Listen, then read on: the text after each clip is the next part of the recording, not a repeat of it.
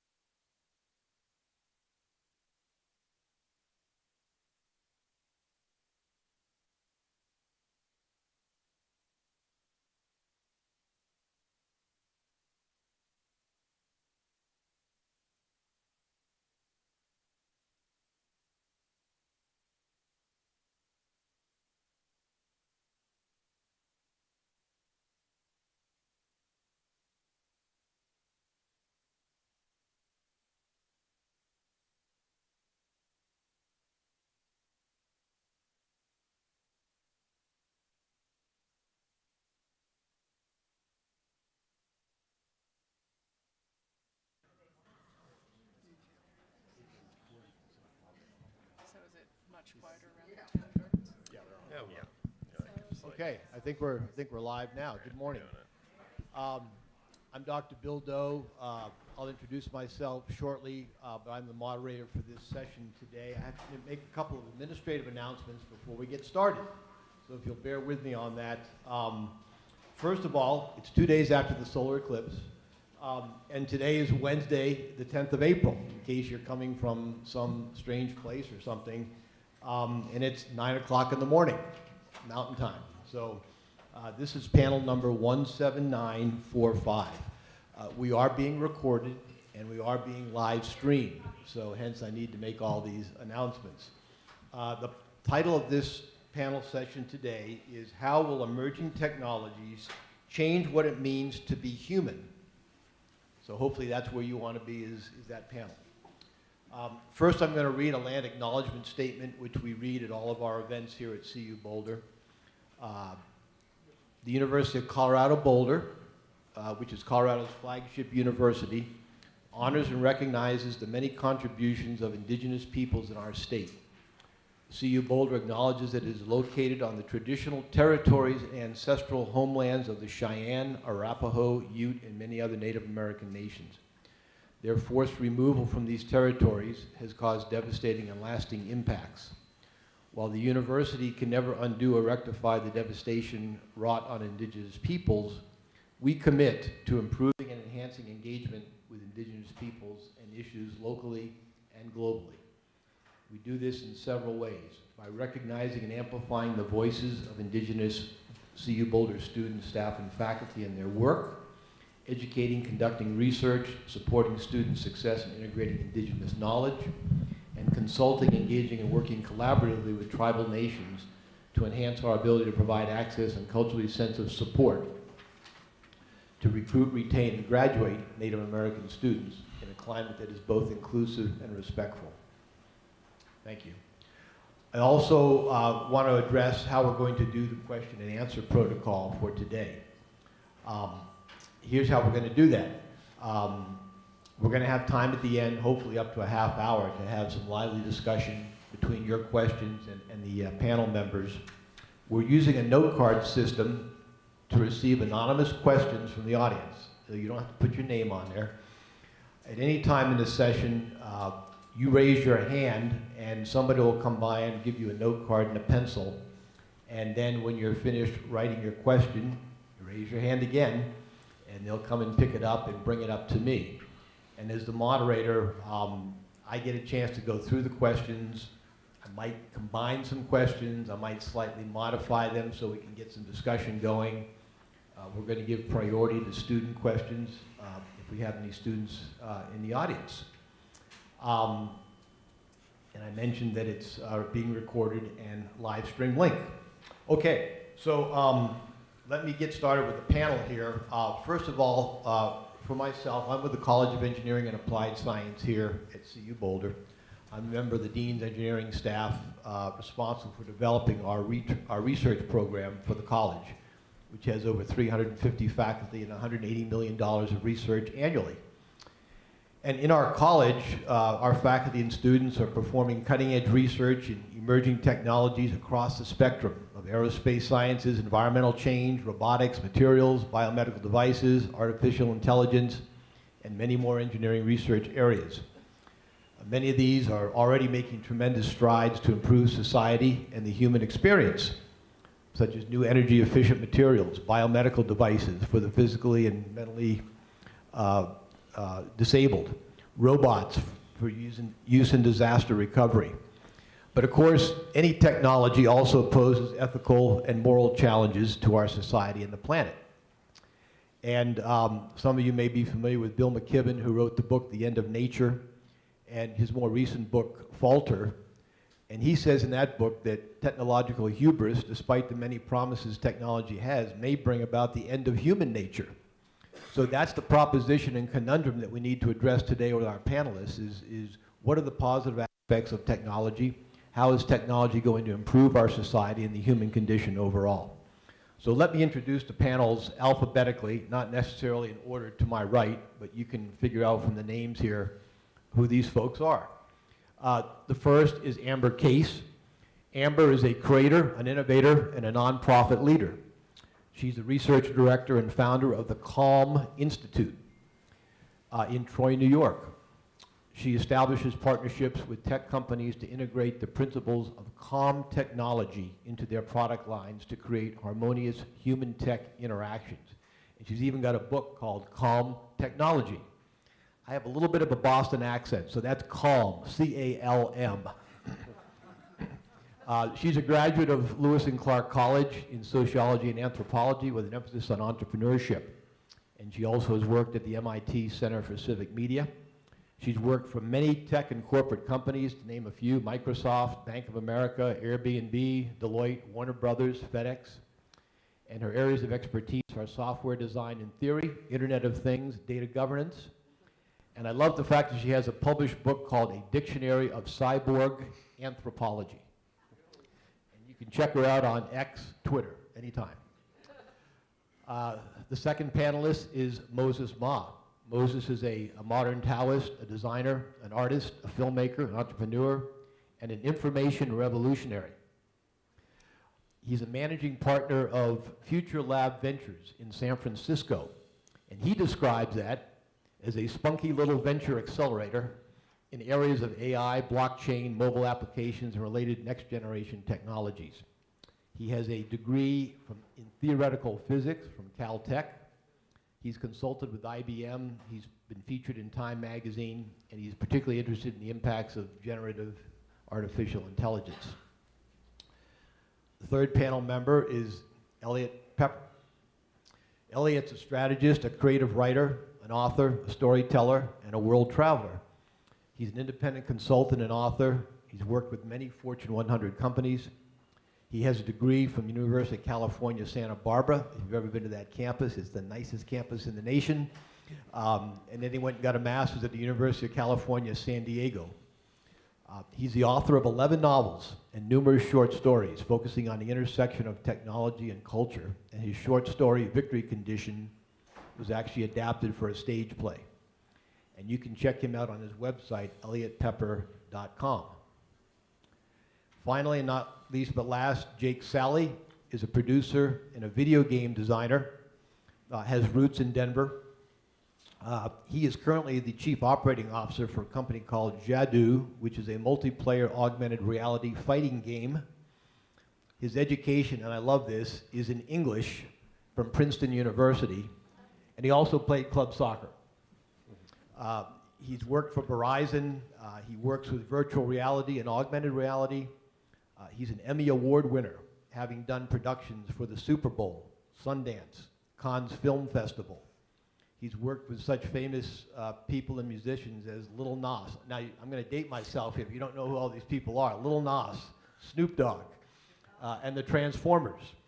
And he spent quite a bit of time with the movie industry in Los Angeles and Hollywood.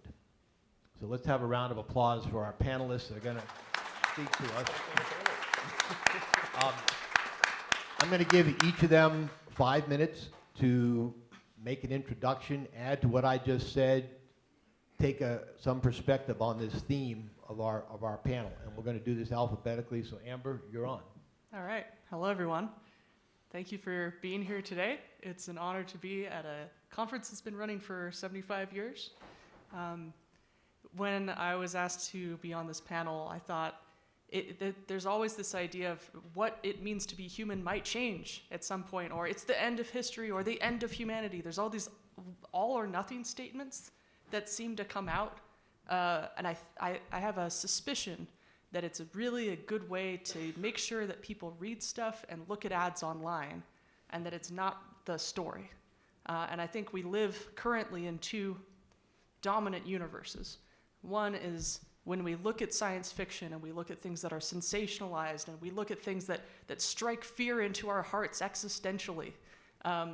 That's a fun thing to experience in a way, because when we go to a movie, we expect to be entertained, we expect to be stimulated, we expect to have some sort of emotions, and then we go home and we have these talking washing machines and dryers and all of this technology that's trying to entertain us in the same way, because a lot of the people that are building this technology read Popular Science and Popular Mechanics magazine, read some interesting science fiction in which everything was very exciting, watched Minority Report in which everything was hand gestures, which would be very annoying if you were to work at the DMV and do this all day for an 8-hour shift.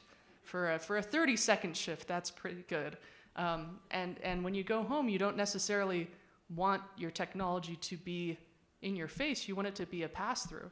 And just thinking about how electricity changed our lives and how the way it was built is that we don't really notice it unless it fails. And it's set up, ideally, by electrical engineers and civil engineers and people who understand that it's fundamentally dangerous and can kill you, yet we live alongside it every single day. And we don't walk into a room and say, oh my gosh, I need to download the latest software update in order to turn on and off the lights. You can come home slightly drunk in a new place and slap the wall until you find the light switch in the dark and turn it on. And I think that's a really interesting example of a kind of pass-through technology in which you focus on the task and not the tool. And I think right now we could say, when we say what is being human, we've always been tool-using creatures. And my contention is that we're all cyborgs. We've always been cyborgs. And cyborg has two definitions. There's either Terminator or RoboCop, in which you have to have implants and you're an extension of the military, and it's very exciting. And then there's the actual definition from 1960 paper on space travel, to which any organism has external components attached to themselves to adapt to new environments.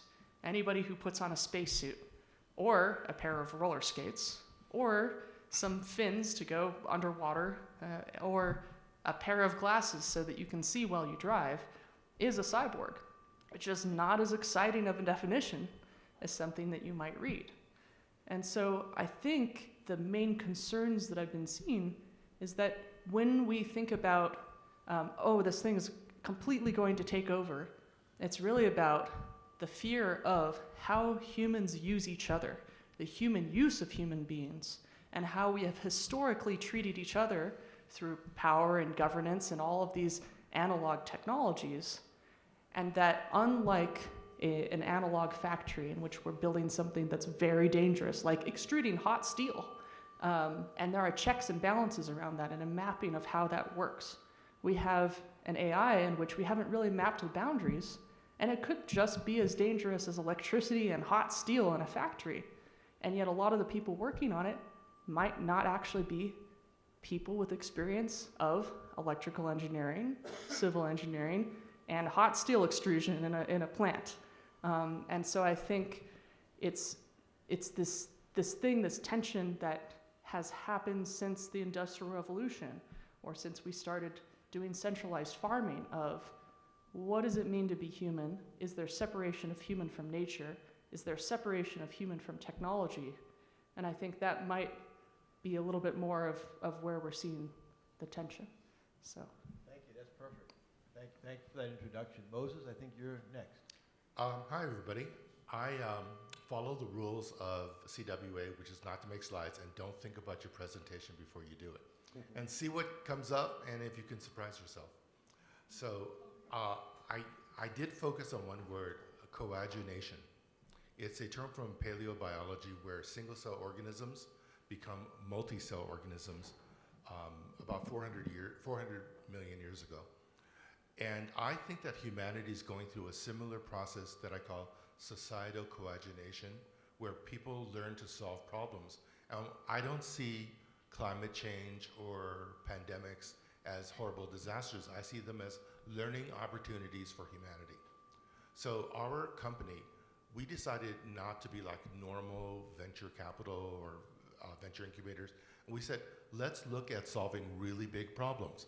So we have like one group that's working on how do you end pandemics forever? And we think it's actually doable for very little money if only people would listen, right? This is the curse of being named Moses, right? I'm just like railing in the dark and no one listens. Another one that's actually much easier to sell in the US is the World Economic Forum said that 85 million jobs will be lost due to AI, right?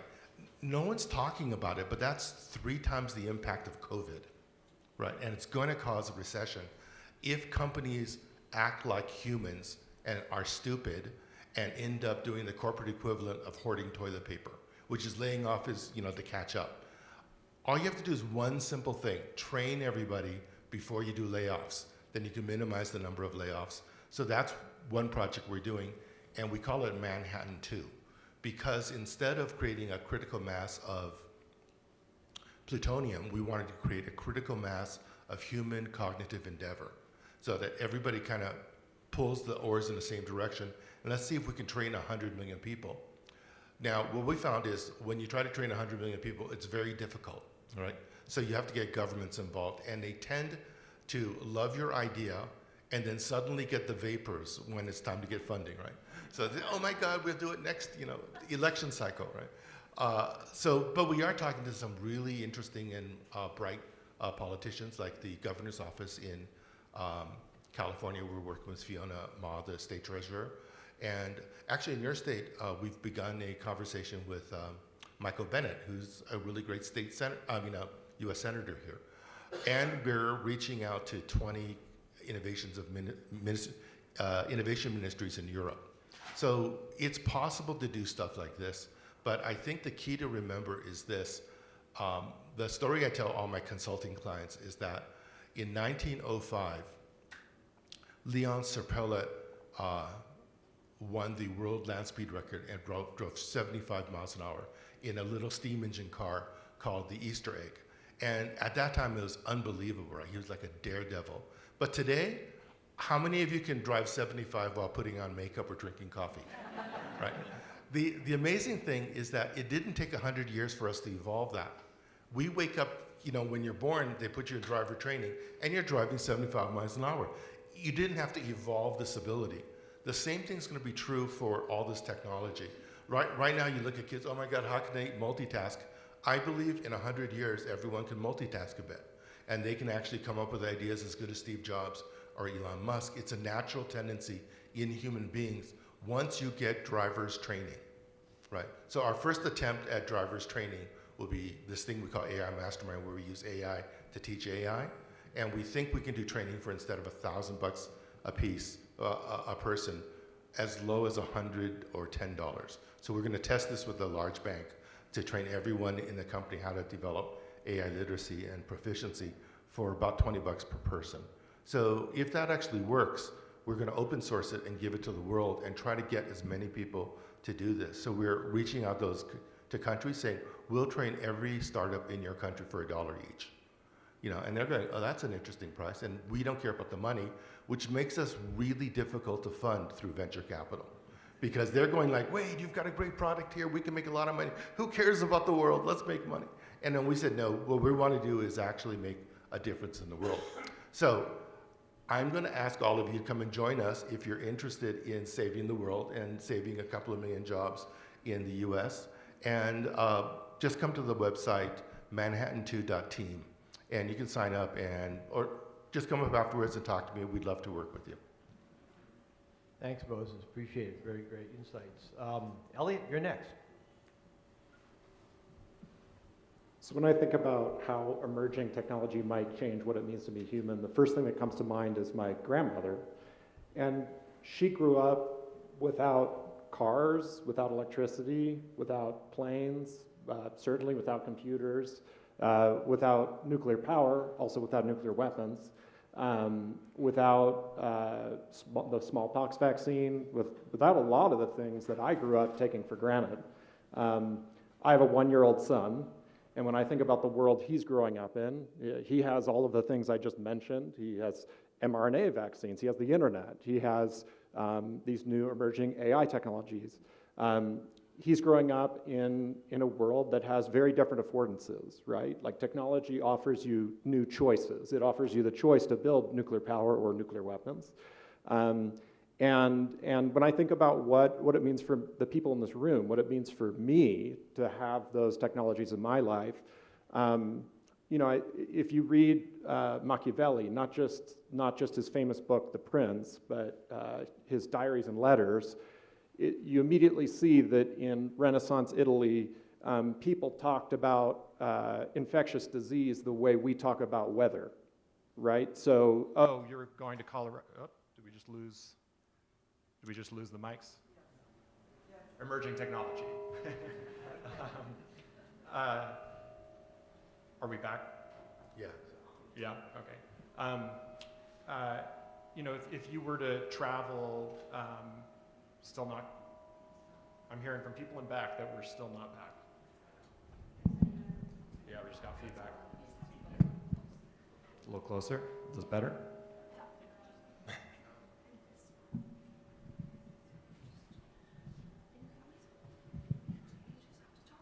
How's that? All right, we'll give it a shot.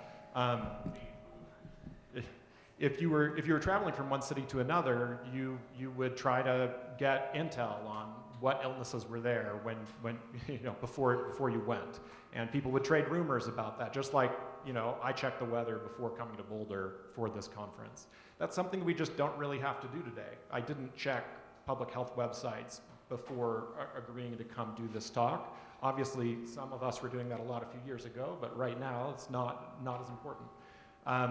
And I also think about doing laundry, which is really annoying. I don't think any of us love doing laundry, but doing laundry without a washing machine would take most of your day, right? And so that means that for millions and millions and millions of people across the world, a lot of their time was spent only on laundry. And so I think that there are these very practical ways in which technology changes how we live, right? It changes how we spend our time.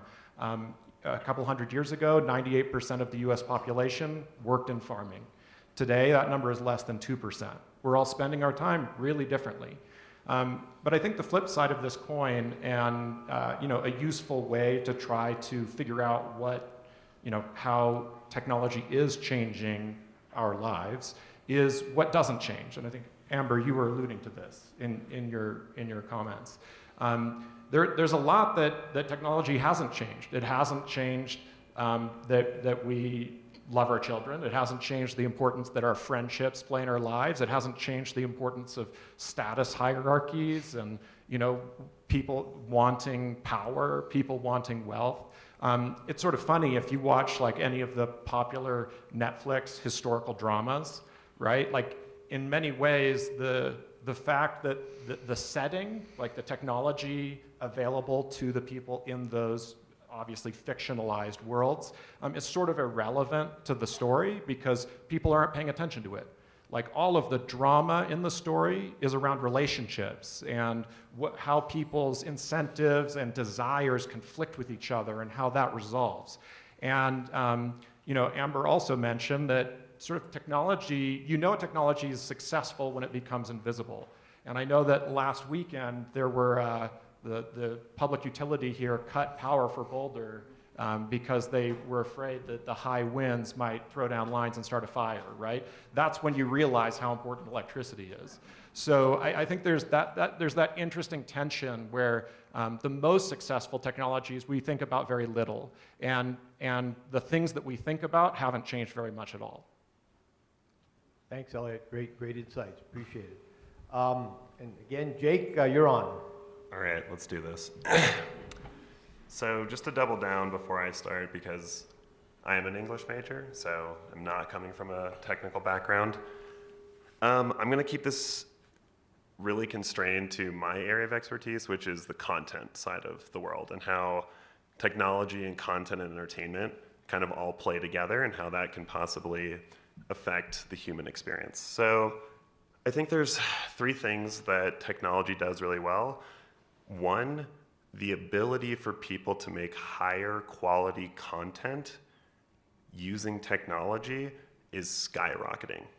Previously, you had to have hundreds of people, thousands of people, operations, so much money in order to make these incredible blockbuster films.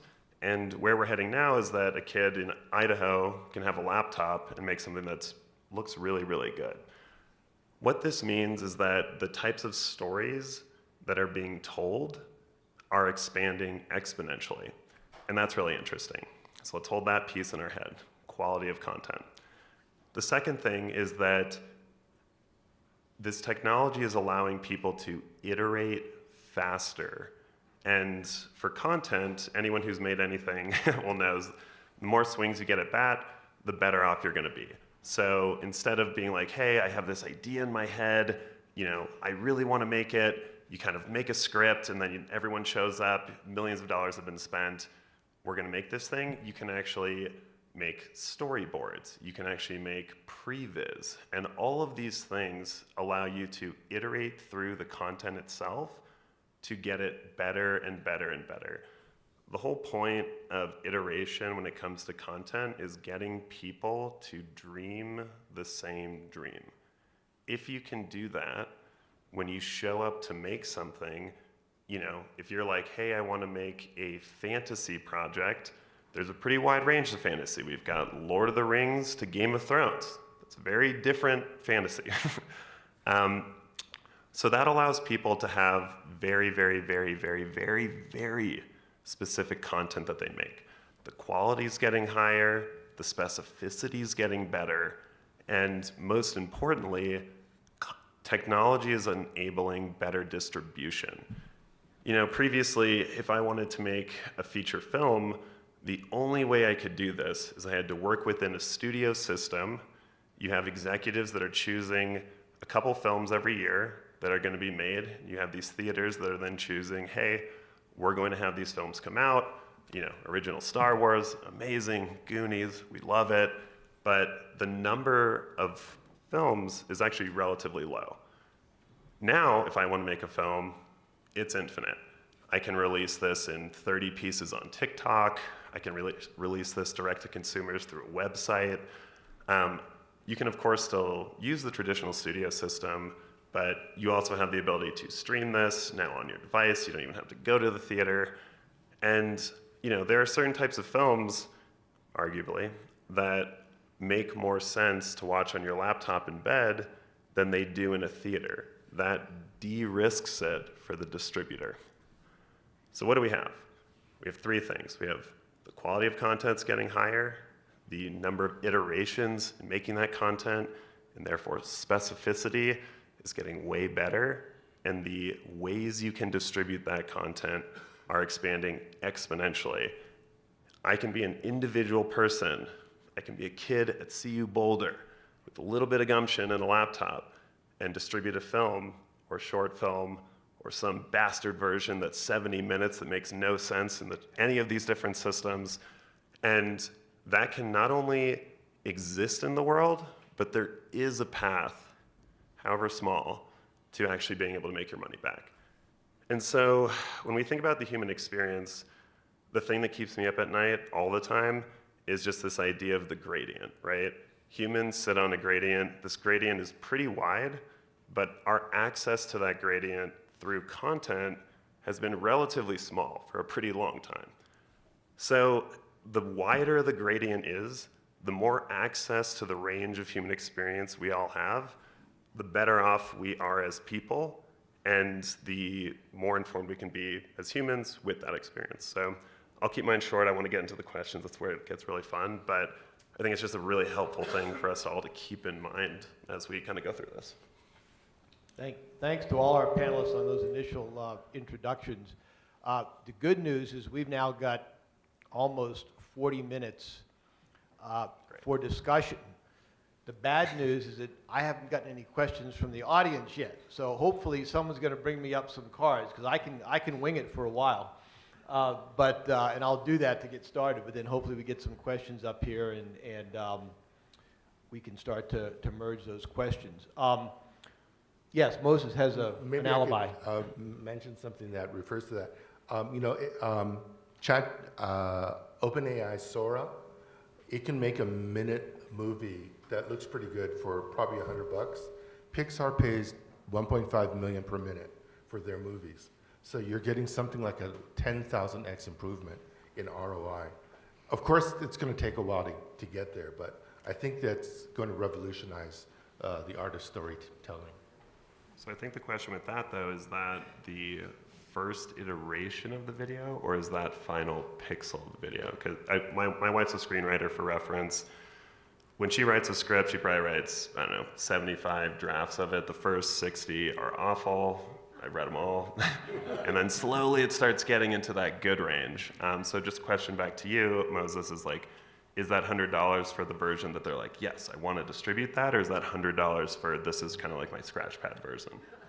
Well, we don't know the pricing for that yet, but my prediction is that they can't charge more than $100 to $1,000, or consumers won't use it. So my guess is that they'll hit that price point. But I have this thing called the cycle of frustration for inventions, and pretty soon you're going to realize, oh, this isn't what they promised. You can only make kind of like the same looking movies because they grabbed that footage to learn from. It all looks the same. So if you really want to be truly creative, you can't use a system that is based in what I call stochastic plagiarism. Okay. So I think that it's a really interesting time to be alive. It's really similar to when photography was invented in the late 1800s. There was this one artist who was quoted. He saw the first camera, and he did an interview in a paper, and he said, "I have enjoyed a great life as an artist. I'm sorry to have witnessed the death of art," right? But it didn't happen. The usage of portrait painting actually went up because it used to cost you like $50,000 to do a selfie, right? You have to hire an artist to paint you. Now that it was like, oh my God, it's only cost $50 to get a photograph, the interest in portraiture went way up, and the number of artists working in portraiture actually increased. And it didn't cause the end of art, it just morphed it into this new kind of art. And that's what we're inventing now. There's going to be a new school of art coming out that is unlike anything we've seen, but it's going to be very exciting to watch it blossom and grow. You know, it's sort of interesting that when Pixar originally spun out of Lucasfilm in the 80s, they didn't make movies. They made graphic software, and they desperately tried to sell that software to production companies that were making commercials and other films, actually mostly commercials. And they ground along for years trying to unsuccessfully sell their computer animation software. And finally, Steve Jobs, who had been one of their initial investors when Pixar spun out, wrote them one last check and said, okay, look, like rather than trying to sell the tool, you need to use the tool to make the movie. And that resulted in the first computer animated feature film, Toy Story, right? And since then, everyone's heard of Pixar. I actually used to live a few blocks away from Pixar, but we only know it because they actually put those tools to use to make something people actually wanted.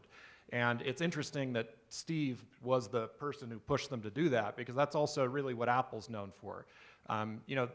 frankly, Apple is not known for new technology. What they're really, really good at is taking existing technology and packaging it into things that people really, really want. And I'm very curious to see some of the, the future that Jake was just describing, right? Like actually putting these tools, right now there's a lot of excitement around generative AI tools. I'm really excited to see the result of the use of those tools, right? Like what can you make that's so compelling that actually moves someone rather than just the discussion of the tools themselves. When I was young, I took a screenwriting course from Robert McKee, and it was the first time he held it in LA. And I remember that half the room was Pixar, right? Because they found out the key was not to hire storytellers, but force their engineers to understand storytelling and embed it in the technology. So that's actually what enabled them to be successful, is when you basically are liberal arts injected into STEM, right? If you can bring liberal arts and engineering together, that's where you get success. Great. Thank you for your questions. We've got a couple here. I do want to ask, the panelists all gave great introductions, and I think all of you essentially said that we've been living with technologies for a long time, and that it's made our lives more convenient, that in many cases it's empowered people in ways that they couldn't be empowered before that technology. But I'm going to posit that, and to use Moses' point about driving, I'm not sure it's a good thing that everybody's driving. I commute every day, and it's dangerous out there. And less people seem to be getting instruction on how to drive. And so 75 means 95. So my question to each of you, maybe you can respond a little bit. What about the fact that these technologies are really creating a lot more stress on the humans? I think about my workplace in the university, emails, cell phone texts. It seems like we're all working 24/7 now because the technology has basically made everybody accessible to us. Our lives are now stressful in ways that they weren't stressful before all these technologies showed up on our doorstep. Now, so there's trade-offs. So let me start down there with Jake and maybe mention, what's your thoughts on that? Evolve or die. I really cannot, I stand by this really strongly. Now look, that doesn't mean you need to answer every email you get. I haven't looked at my personal inbox in weeks, But I think it's the reality of the world we live in. I tell filmmakers this a lot, is if you're shooting on film, you are fucked. So, you can choose to do it in the really small context of I want to be an artist, but in terms of being a successful filmmaker, it's over. Those days are really, really disappearing. Maybe there's going to be one standout person who can pull it off, but I think that when we look at all these technologies, you cannot put this back in the box. Can't do it. Now, I think what that means is we have to think about how do we responsibly use these technologies, when do we responsibly introduce these technologies, especially to kids.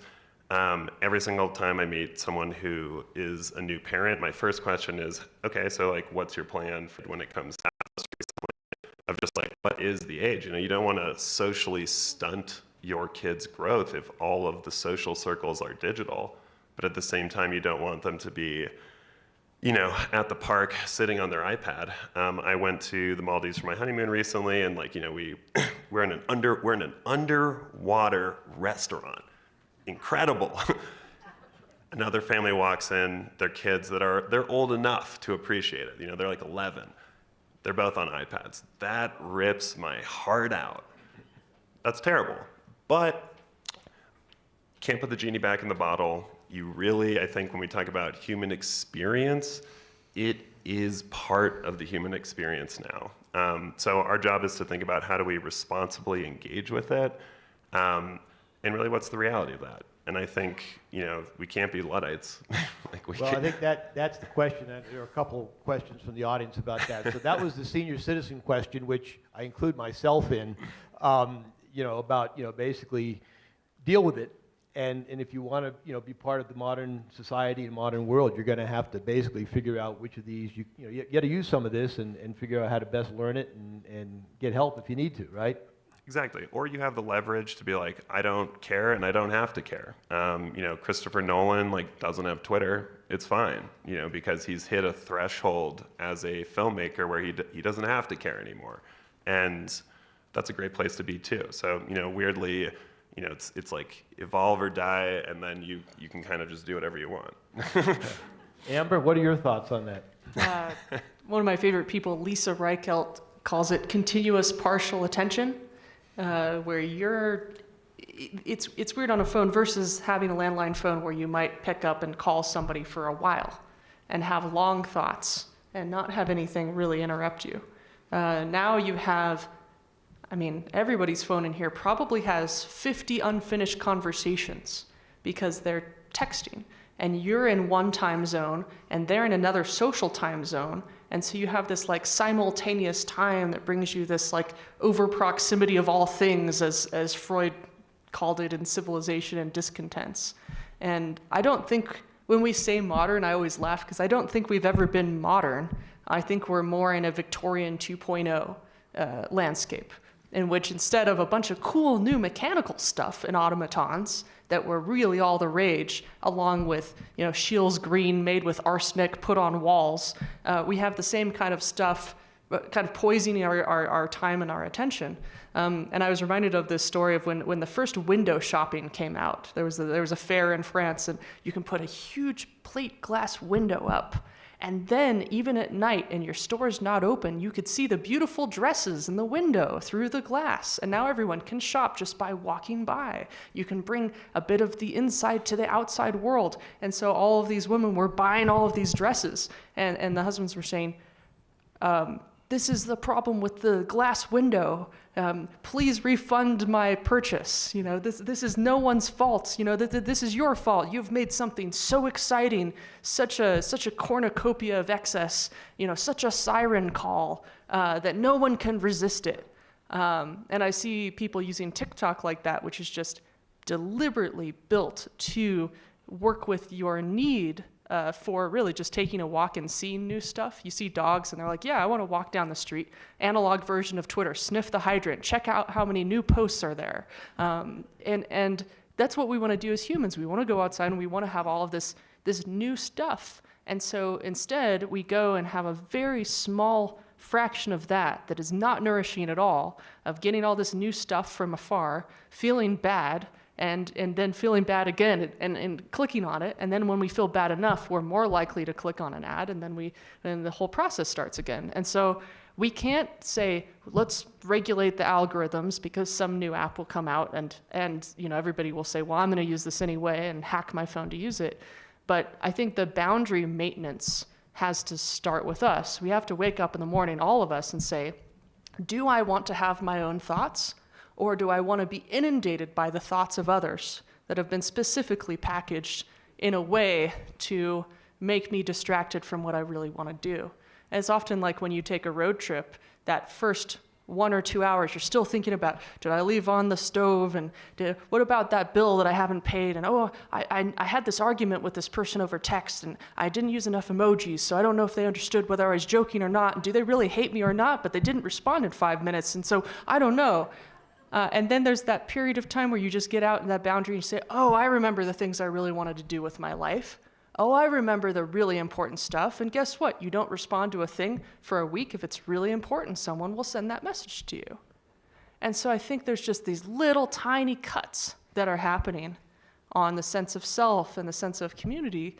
And if we realize when we're actually looking at something, is this really an important email? Could this be a phone call? Do I really have to respond to this? And go on social media and say, is this really an argument that I need to be a part of? And stop. We have the power to understand what we're doing with it and get our time back a little bit and say, aha, I do have time in the day to go on a walk at sunset with my partner and hold hands and, you know, maybe complain a little bit about the LED streetlights that make everything far less romantic, but are more energy efficient. But it's a thing where we have this, technology or media rather, like a gas, seems to expand to fill every available space in our lives. Or it's like the new cigarettes, don't have anything to do, light up a TikTok app. And if we can get a little bit of distance from it, remember, then we could have days that are really about having a full experience of a time and really being present. But I think that practice, which is not speed running a meditation app, but actually spending time training our brains to get that time back and training that algorithm in our own mind to respond appropriately to stimuli. I think we really have an opportunity to do it. And I think we've probably hit that saturation point right now where we're like, I don't actually enjoy being on my phone. This is not fun most of the time. But I think we will increasingly have the tools in our own mind to be able to stop doing that, as long as we realize that it's possible and that part of it is our responsibility and no one else is out there, because the incentive models are inherently against our attention. So that sounds like remaining calm. Remain calm amidst when everybody else is losing their heads around this stuff. You must remain calm and center yourself. Move more slowly if you can. And think. Moses, what are your thoughts about this? Yeah, I have a lot of thoughts about this. I was mentioning before the 5 steps or cycle of innovation. The first step is always wonder. Like, do you guys remember the first time you used the cell phone? And who did you call? Mom, I'm talking to you while driving. You're like so happy. And then the technology disappears into the fabric of your life. Then you start getting annoyed. Then you get frustrated. And then it begins anew. Like some new technology comes to solve it.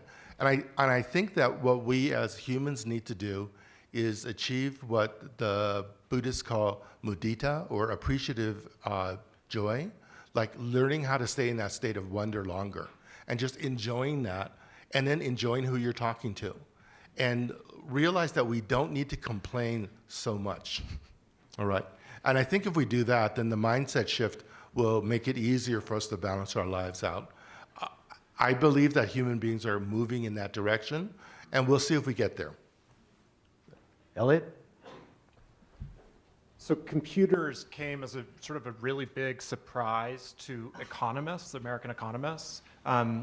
Before computers were widespread, before people had PCs and companies really integrated them into operations, most American economists predicted that there would be huge increases in productivity once computers were widely adopted. And you can understand that expectation. You suddenly have a machine that can be used for so many different tasks that used to be done manually. It seems like everyone would just accomplish much more if you sort of had this at your fingertips all day long. What actually happened is in the 90s, there was a boost in productivity, and then everything flattened out, which economists have been trying to explain ever since. That basically computers led to a much smaller increase in overall economic productivity than anyone had been expecting or projecting. And the best explanation so far, and maybe it will be displaced in the future, but the best explanation so far is simply that increase in productivity did happen.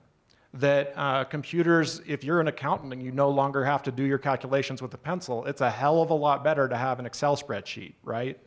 So the increase in productivity did happen. It's just that what also happened is email and Slack and everything else that filled up the time that you had bought with that productivity. So everybody's being much more productive, but they're also spending a whole lot more time basically on mostly comms. Basically, you're talking to each other like with computers. And so instead of getting a 5-day weekend, or instead of the GDP going dramatically up, we just used that surplus to send emails to each other, which is an interesting choice. So like that just sort of like provides maybe a little bit of context, like from the anecdotes that we've been talking about, to sort of broaden it out to talk about the country in general and then sort of the world. But to broaden that picture further, I actually think like an important thing to keep in mind here is that all of this, we're still really early. Like computers are effectively a brand new technology. The internet is even newer. And when we're talking about the stuff on some of the things on this panel, like they're literally being invented as we speak. And if you look at the history of technological adoption across human culture, it basically takes time for us to figure out the best uses for things. So when the printing press was first developed, I mean, it led to 100 years of war in Europe as people figured out that you could do really good propaganda and,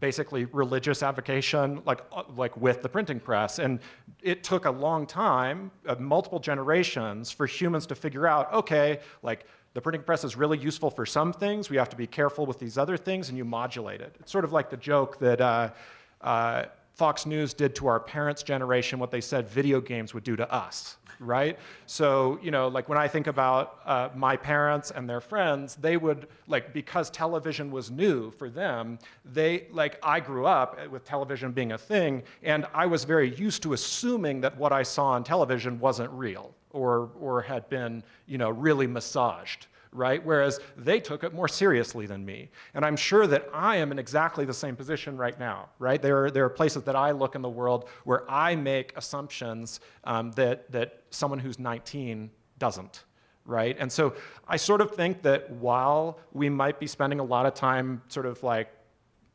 on bullshit with technology, and maybe we've overinvested in that we also should cut ourselves a little slack in the sense that we're all figuring this out together, and expecting that we're going to get it right the first time is, it is pretty unreasonable.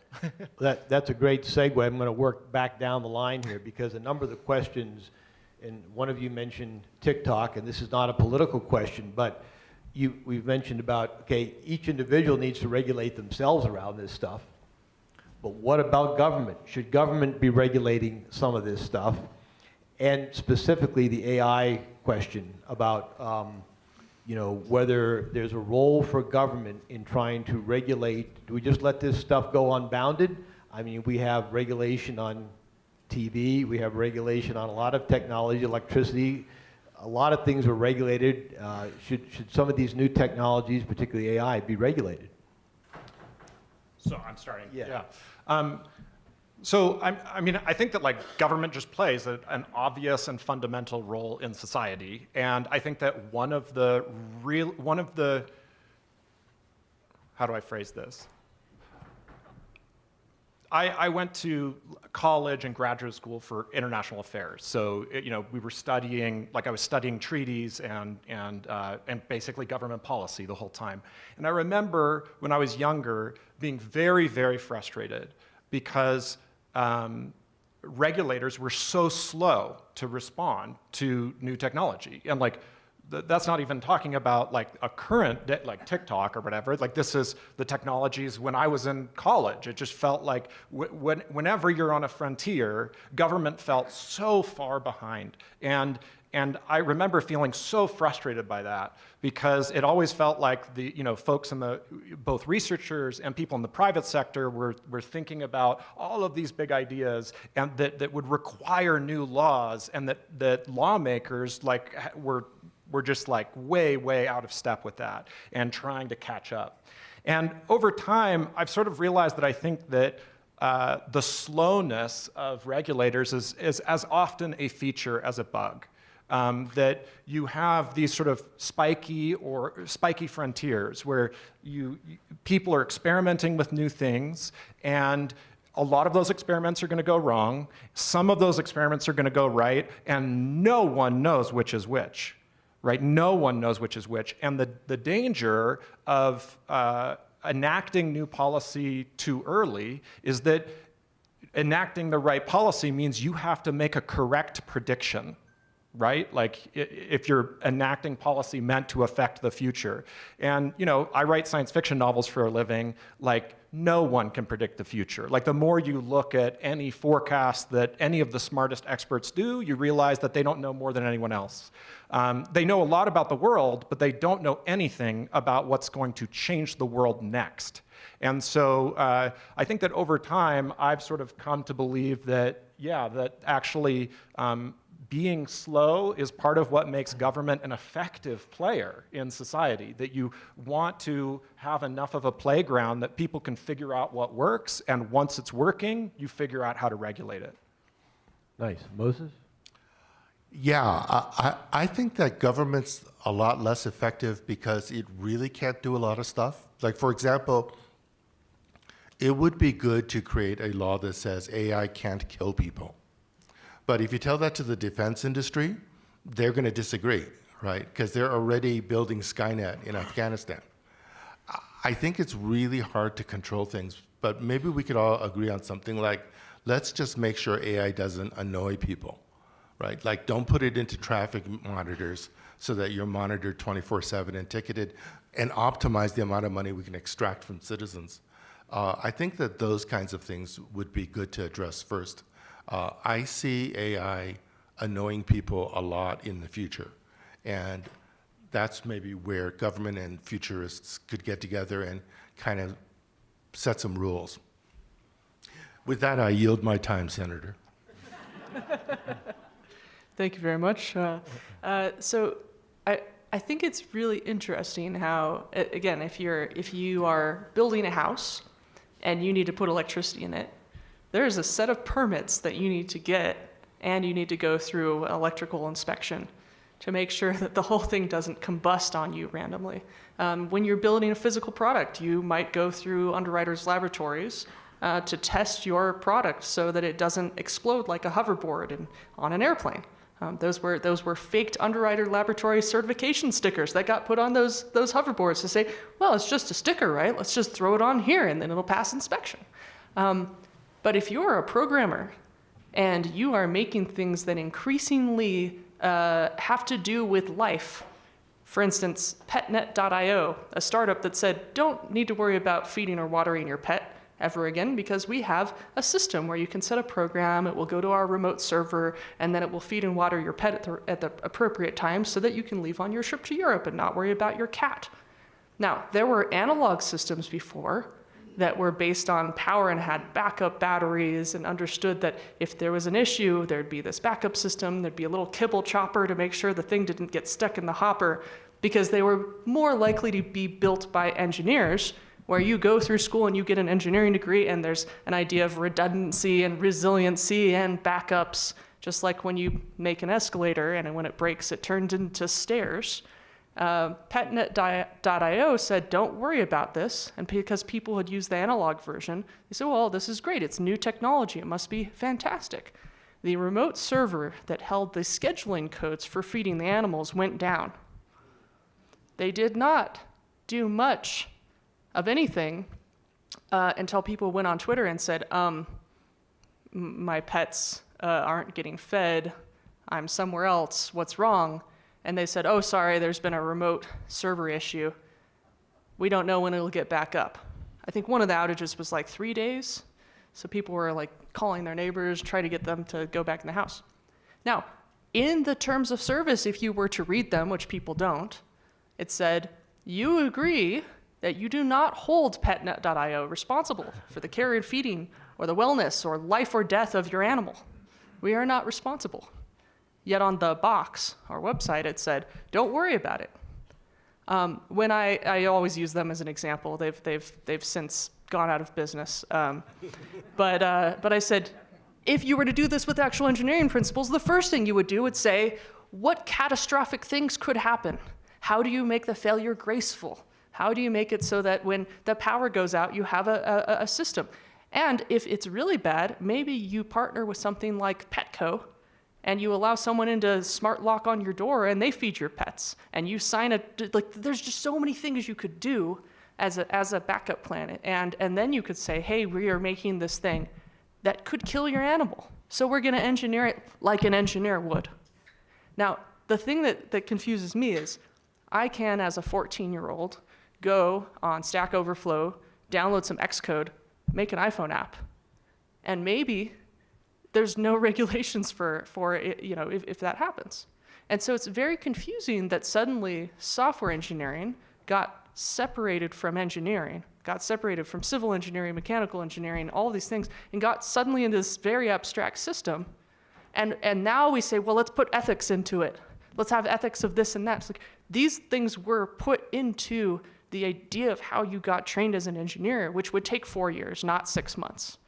And I think that we need to really think about how much stuff has already been there in things like bridge design, to be able, or street light design or electricity design, so that you can model a system and all the issues that could happen to it, which lawyers need to do, and you study the history of it and not just the latest thing.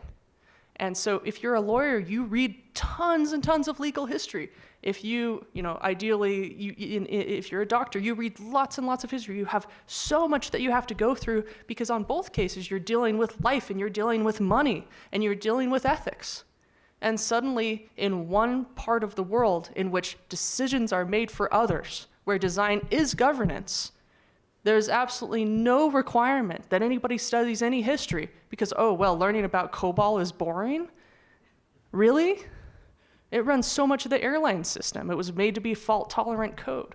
So I think this is really, really important to think about how that part could be put back in.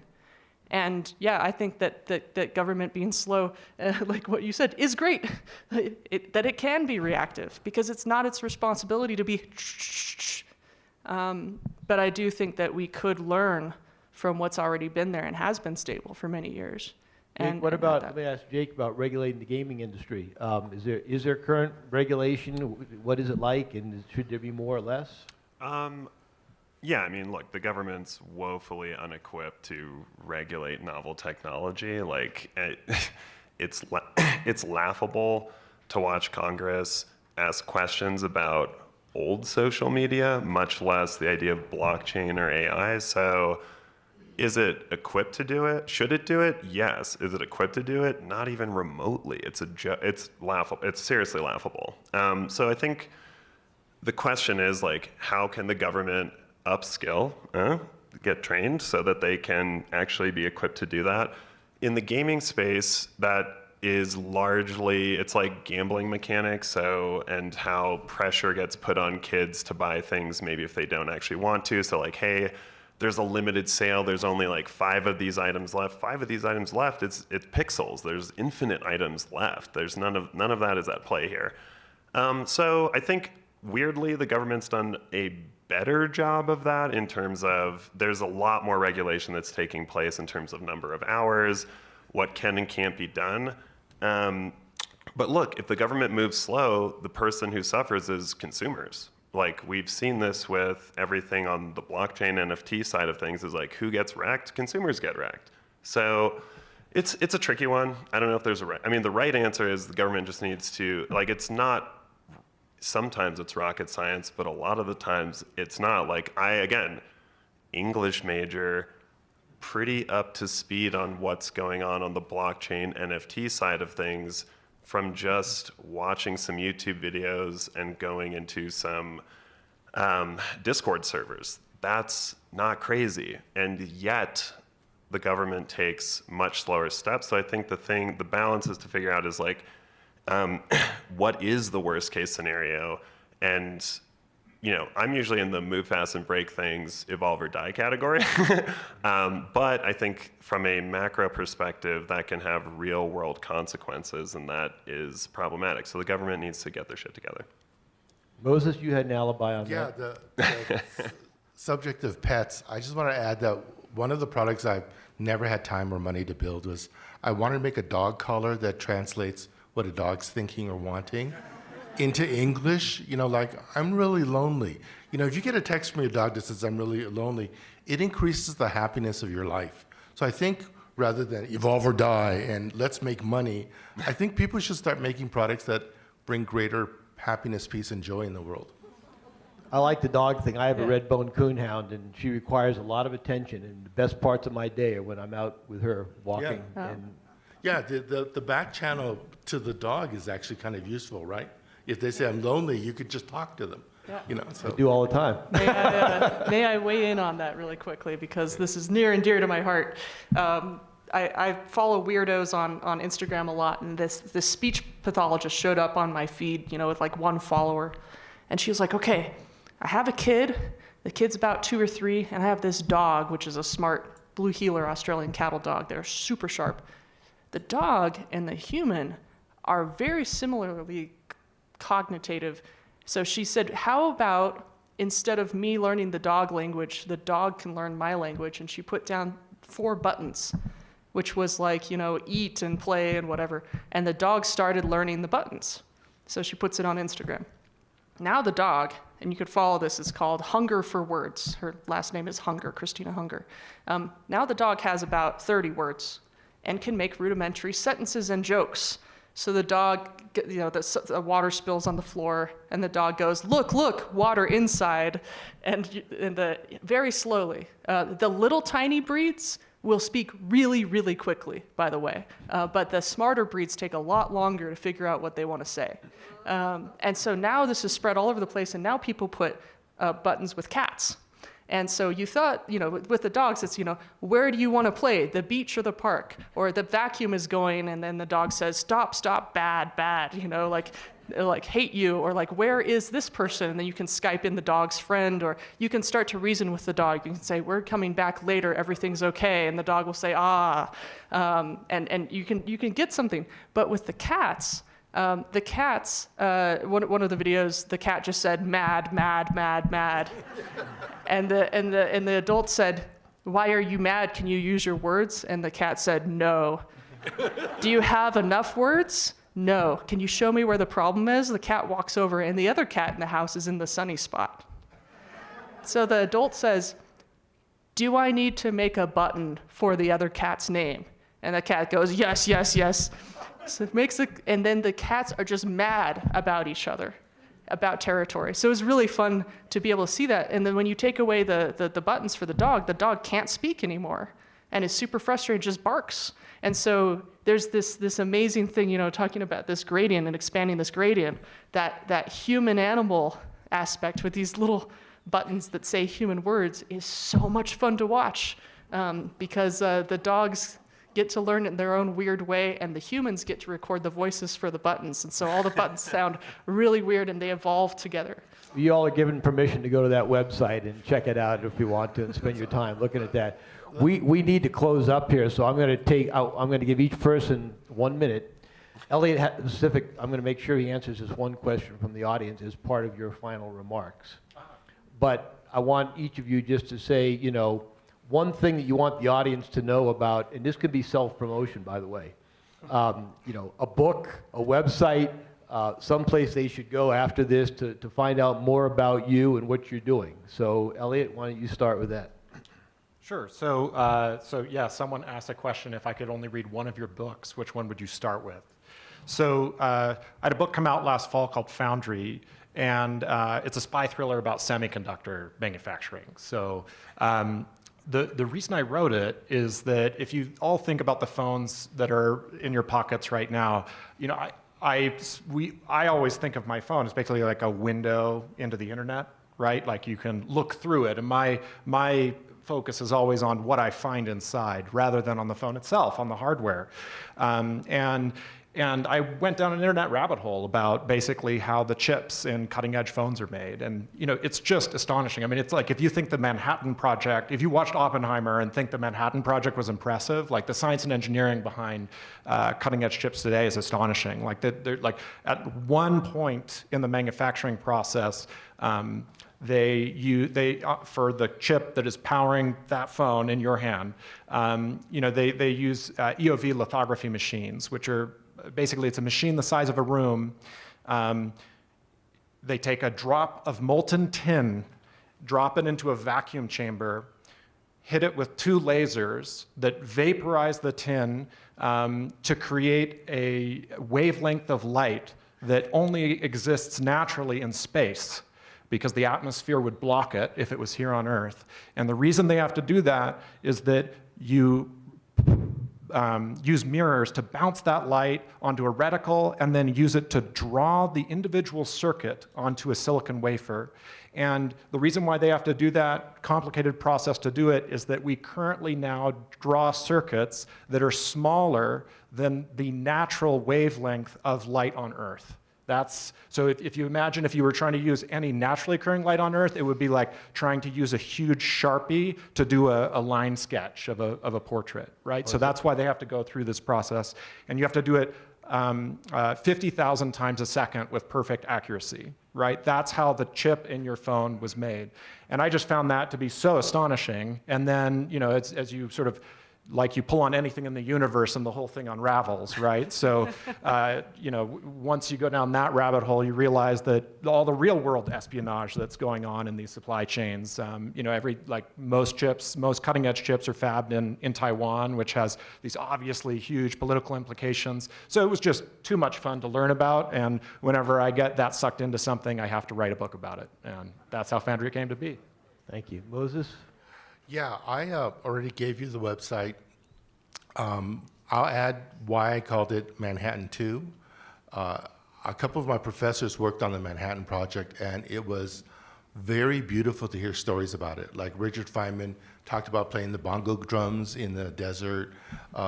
It was just so romantic, and I think we can do it again, except that instead of 5,000 scientists, let's get 1 million human beings to work together to make a change in the world. And the last thing I want to leave with you is, if you want to do something positive for our project, all you have to do is take 1 minute of your life and sit in a state of gratitude about your life. And that's all we ask. That's all we want you to do. Because once you're in a state of gratitude and appreciative inquiry, that's where we're at. And we'd like to invite you to join us there. Thank you. That's a great segue to being calm. Go ahead. If you have kids or grandkids and you want a little bit of a teaser of a framework about how you can teach kids to have metacognition around how they use their tech, I wrote a tiny book called Kids Book About Technology. It's aimed at both parents and parents read it to kids and kids read it to each other. And it has some cute ways of bringing up those kind of discussions together in a way that allows both kids to say, hey, Mom, you're on your phone a lot, and you're telling me not to be on my phone? Is that email really important? And then also on the kids' side. So it's literally a kid's book about technology is the title. So yeah. Thank you. Jake, of all your many award-winning productions and things, what should we be looking at? Yeah, probably the company I'm working at right now. It's called Jadu. If you have kids, grandkids, if you yourself are interested in fighting games like Street Fighter, we're building an augmented reality mobile game that's a fighting game. So you look through your phone's camera, on screen you'll see characters in the real world, and that has a semantic understanding of this is a flat surface, this is a wall, so the world becomes an arena. It's called Jadu. So www.jadu.ar. Let's have a round of applause for our panelists. Thank you for coming. Thanks for your questions, and hope you're going to go to more. Have a good morning. Thank you so much. Thank you.